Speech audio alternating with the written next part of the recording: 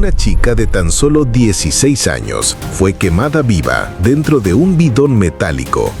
El asesino confesó su crimen, pero aún así fue declarado inocente. Meses después, su madre, que no buscaba venganza, sino justicia, fue asesinada a tiros justo frente al Palacio de Gobierno, bajo las farolas encendidas y delante de las cámaras de seguridad. Esto no fue simplemente un asesinato, fue una acusación directa contra un sistema judicial que traiciona sistemáticamente a los más vulnerables. Empecemos en una sala de juicios del estado de Chihuahua, en México, en abril del año 2010. En el banquillo de los acusados está Sergio Rafael Barraza Bocanegra. Se le acusa de haber asesinado brutalmente a su novia, Rubí Fraire Escobedo, una chica de solo 16 años. Las pruebas en su contra parecen irrefutables. No solo hay testigos, sino que el propio Barraza confesó el crimen después de ser detenido. Incluso llevó a la policía hasta el lugar exacto donde quemó y enterró el cuerpo de Rubí. En esa sala, sentada entre el público, está la madre de la víctima, Marisela Escobedo Ortiz, conteniendo la respiración, esperando una sentencia justa, una confesión, un cadáver encontrado. Todo parecía indicar que el caso estaba resuelto. Pero entonces los tres jueces comienzan a leer su veredicto. Inocente. Sergio Rafael Barraza Bocanegra es absuelto por falta de pruebas. Liberado inmediatamente, el asesino confeso sale caminando como un hombre libre. En ese instante, la justicia murió y nació una guerrera. Ahí comenzó una lucha aterradora, una lucha que transformó una madre común en una activista incansable y que al final la convirtió también en una víctima. Esta es la verdadera historia de Marisela Escobedo, uno de los casos sin resolver más dolorosos y más vergonzosos en la historia del sistema de justicia mexicano. Y para entender cómo esta mujer terminó asesinada justo frente a las puertas del poder, tenemos que retroceder al crimen que lo inició todo. Antes de comenzar, te invito a suscribirte al canal Expedientes de Casos y Eventos Históricos sin Resolver y activar la campanita para no perderte ningún episodio y apoyar al equipo que hace posible estos contenidos. Porque cada visualización es una forma de decir que la voz de personas como Marisela jamás será silenciada. Y ahora sí, vamos a comenzar con el primer crimen, el que le quitó la vida a Rubí y el que encendió la mecha de todo lo que vendría después.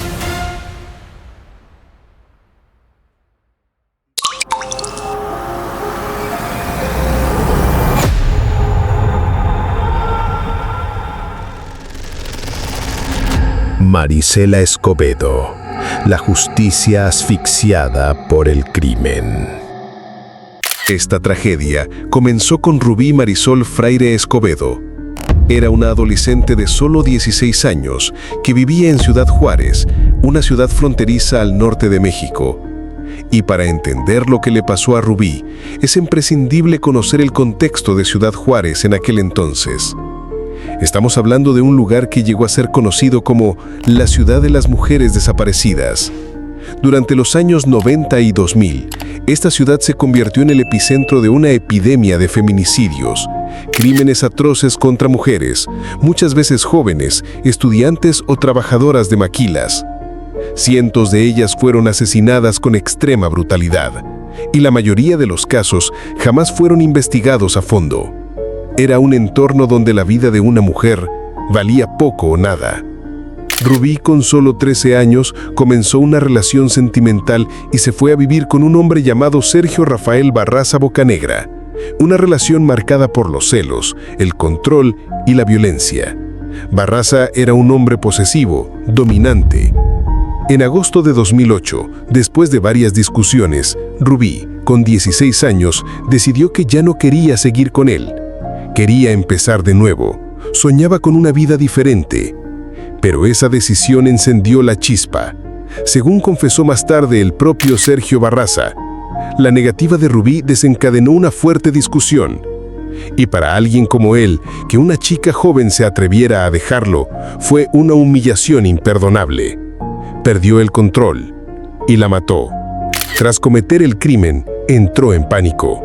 Sabía que tenía que borrar toda evidencia, hacer que Rubí desapareciera para siempre. Llamó a su hermano para que lo ayudara a llevar a cabo un plan macabro.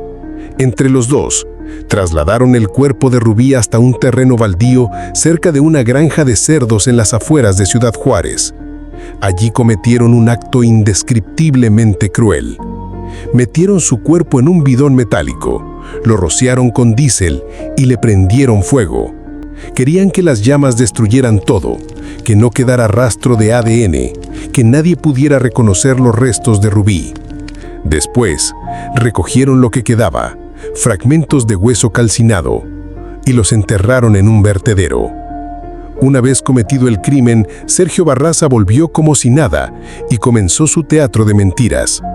Cuando Marisela Escobedo, la madre de Rubí, fue a preguntarle por su hija, Barraza le mintió descaradamente.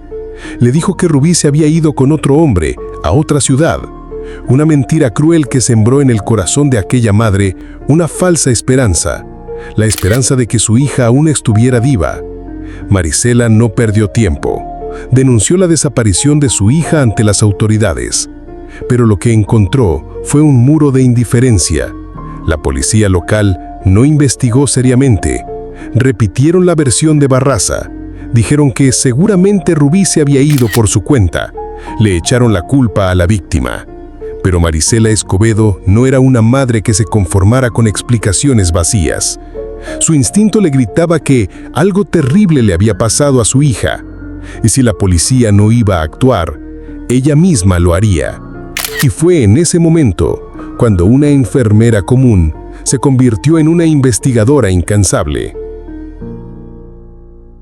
Y aquí surge una pregunta muy incómoda.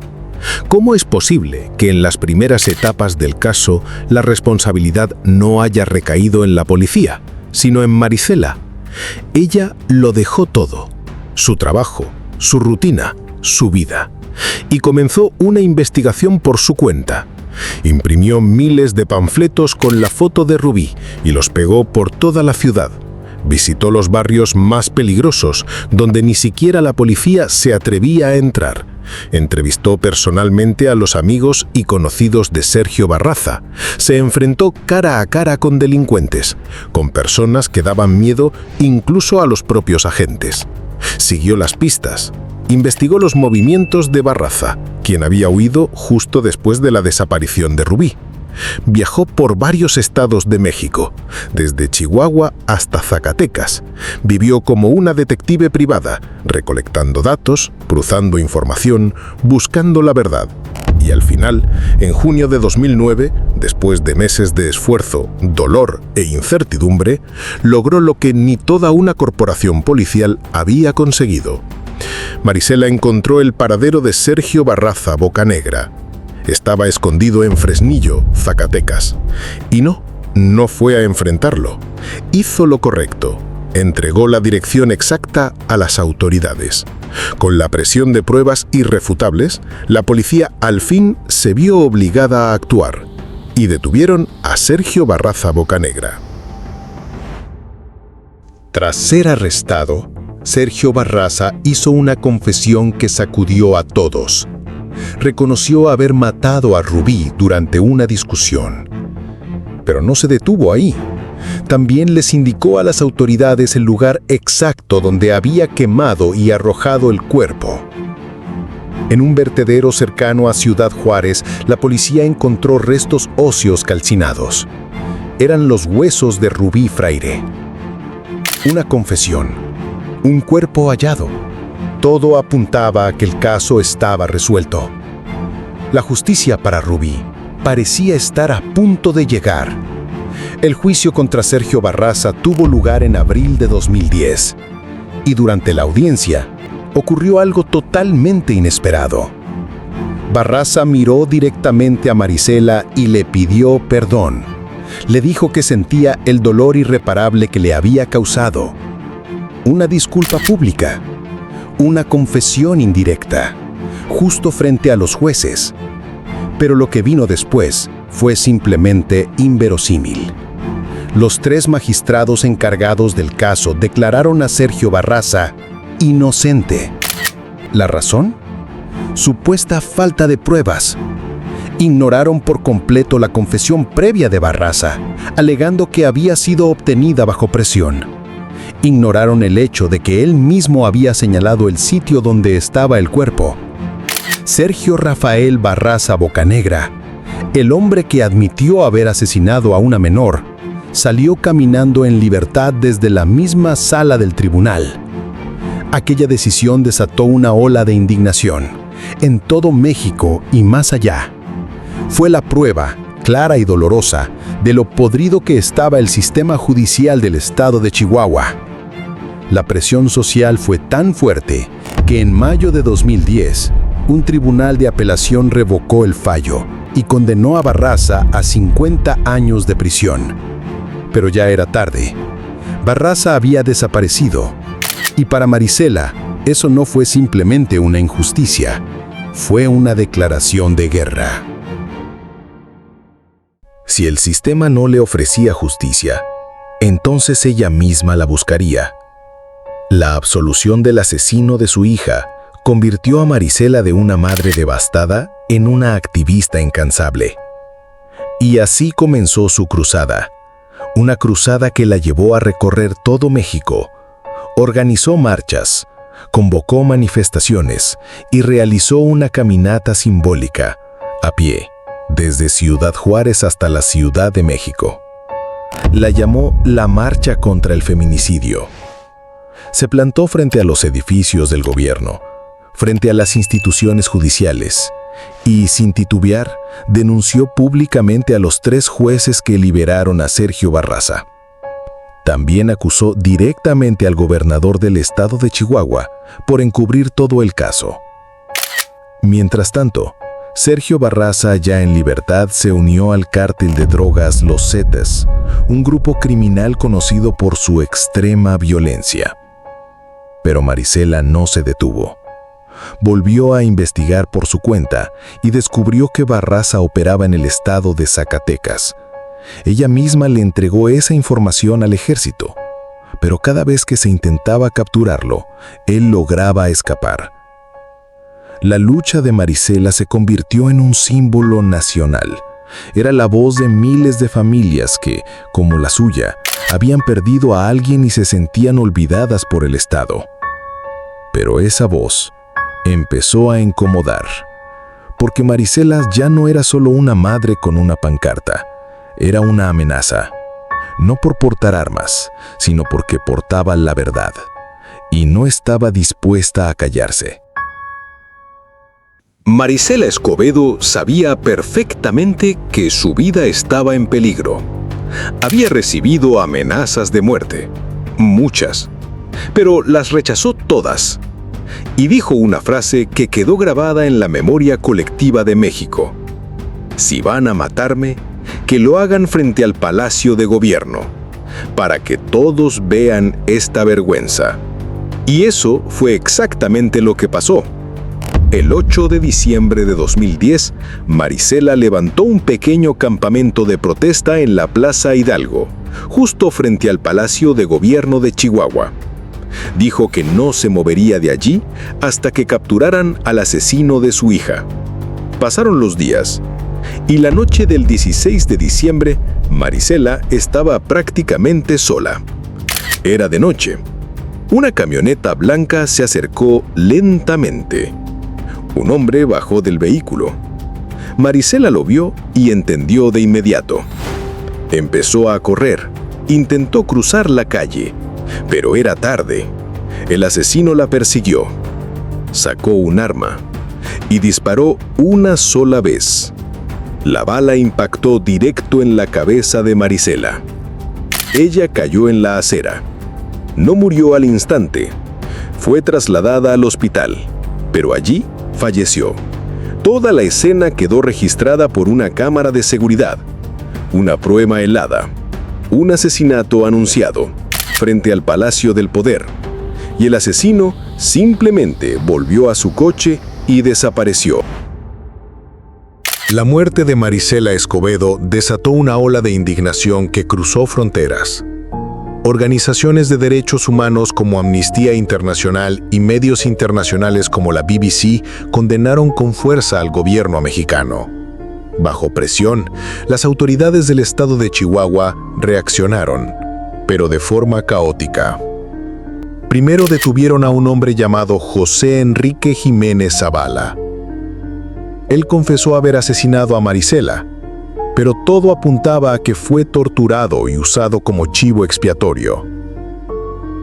Zavala murió en prisión en 2014 y las dudas sobre su verdadera implicación nunca fueron aclaradas.